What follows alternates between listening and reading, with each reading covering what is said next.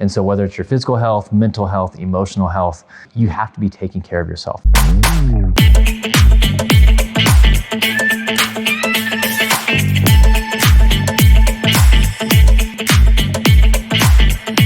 Welcome to Coffee with Kevin. So you mentioned you can't just go out and run a marathon.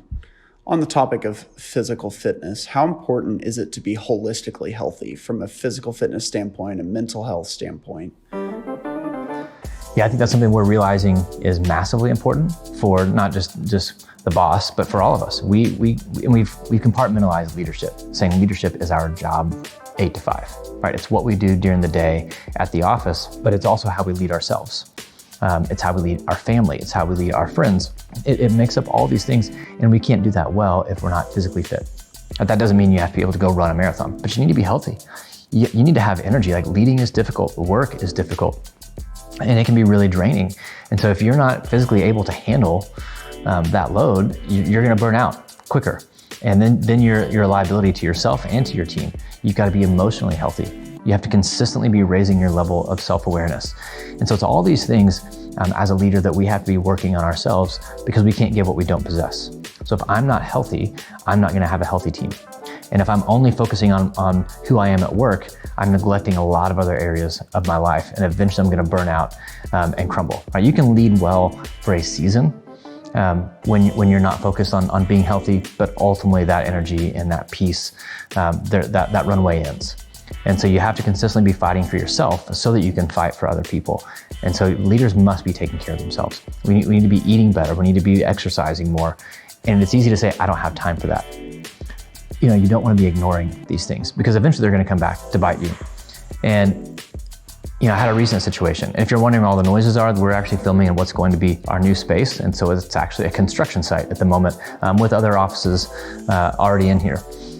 So I recently went to the chiropractor, and I just had back pain, and I realized, my wife pointed out on a walk that my shoulders were way out of alignment. And they've always been that way a little bit. I have minor scoliosis.